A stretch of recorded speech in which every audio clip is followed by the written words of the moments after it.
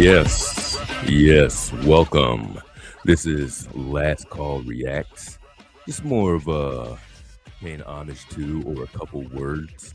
It is MLK Day. Depending on what it means to you, and I guess that's part of a bigger conversation that I might want to have at one time. Um, so today is the day, and they tell you to honor the day. You could go out and you can do a day of service somehow.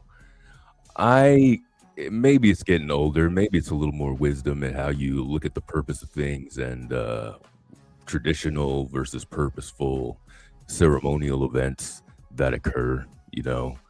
Um, when you think of MLK, first of all, when I was looking for a couple of clips on this, I ran into a documentary.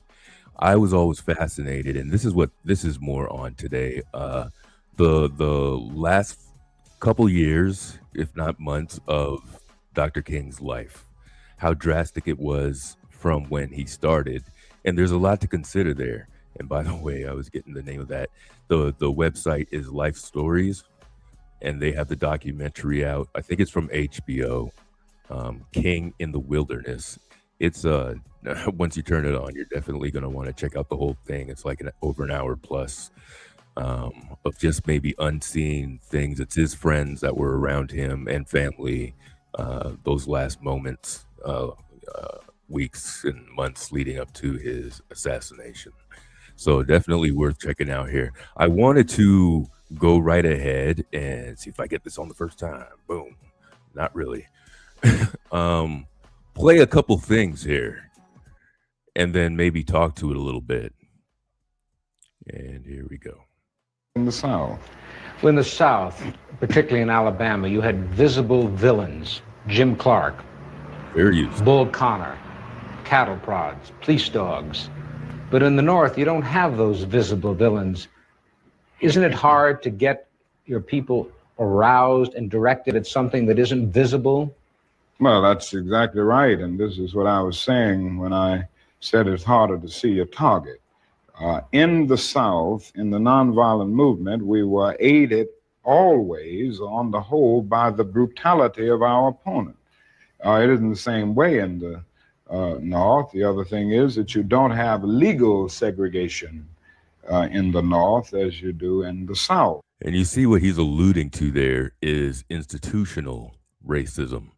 All right. A lot of people should know that they don't tell you his popularity sank a lot. Number one, because he appeared to be anti war, anti Vietnam. And that was one of the first times that the country really didn't have the backing of its citizens for war, that they felt like they were somewhat being deceptive, and people were questioning that. So what kind of time it was then, if anybody out there, if you remember as well. So he's doing a lot of thinking. Actually, I want to play this clip. Now, there was a time where, if you know members like Stokely Carmichael, back in 67, we would start seeing the branching off to more fierce groups, let's say, like the Black Panthers. And this here is when King decides to march, and Stokely Carmichael, later known as Kwame Ture. You could see the divide here in this civil discussion marching for this. I can't even do it justice. I just got to play it for you here.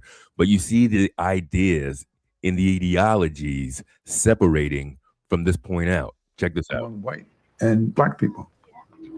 I feel that while believing firmly that power is necessary, that it would be difficult for me to use the phrase black power because of the connotative meaning that it has for many people and the feeling that this may represent a desire to rise from a position of disadvantage to one of advantage, thereby subverting justice. On the other hand, some of the people on the march were intimidated by the whole effort of black power. They must ask themselves why they are afraid of the word black and why they're afraid of the phrase black power. And As long as we were talking about nonviolence and all that kind of thing, everybody felt comfortable. Do you think they're really afraid of it or just feel that it's not a good thing? Anytime when we talk about black people having power, the assumption is that black people want to be violent against white people. Mr. Carmichael, are you as committed to the nonviolent approach as Dr. King is? No, I'm not.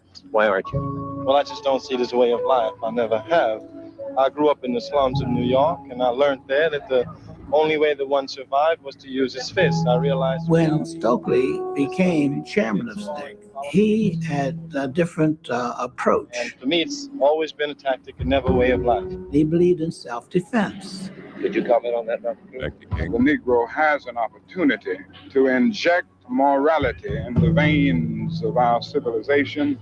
And for this reason, I will continue to preach nonviolence. I will inject morality. Could you comment on that, Dr. King? The Negro has an opportunity to inject morality in the veins of our civilization. And for this reason, I will continue to preach nonviolence. I will continue. Martin was an amazing. You see, still the last stages, the last end of his life there. He was still a dreamer, you know, without it sounding negative, but he was still a dreamer with what he believed, what he could accomplish with nonviolence. But I think he's right. But what he mentioned was, and the word that kind of bothers me a little bit, is that he says opportunity. So all this, you know, watch the documentary. There's times, you know, he was a human being, which is a crazy thing is what we should all remember. He outlasted like 3 presidents, saw all the turmoil of the 60s there, the bombings, the lynchings, the Kennedys. Well, he would go before the other Kennedy. But just an amazing life. And it's not like he filled out a job application to do that job. So this helps, you know, humanize him even more as well. You know, times with his family a little bit, but the contrast to his responsibility, how beaten he was, how tough on the group that he was. And when I say tough on the group, when you see with people who are revolutionaries or visionaries, they're seeing way past the circumstance and the situation. And it's tough to get everybody caught up to your concept that they're not getting yet. So we expressed a lot of that, you know, frustration with it also. See what else we have here on this one I want to share. The question is the next generation. Because it's not what you've gained, it's what you can maintain. Martin Luther King went to the blackboard and taught us nonviolence. But nonviolence is not confined to any historical period. He speaks to this generation clearly, as if he's in yesterday's morning paper. His strategies, his philosophy, his worldview remain real today. He wanted a future world that was changed because of our nonviolent struggles. He wanted his life to be remembered by making the nation realize that nonviolence. All right, so I'm not, again, watch the whole thing. It says 151 minutes there if you have the time. And I'm telling you, the time will fly by. I only plan to watch a few minutes of it. And man, I ended up just checking out the whole thing. But I find that interesting that people say he was more militant a little bit. He was more like Malcolm, perhaps, towards the time of his death. They also focus a lot on the time when he was in Chicago. And he said that sort of racism, as you saw there, what he was saying. Did I play that clip? Yeah, I did. I'm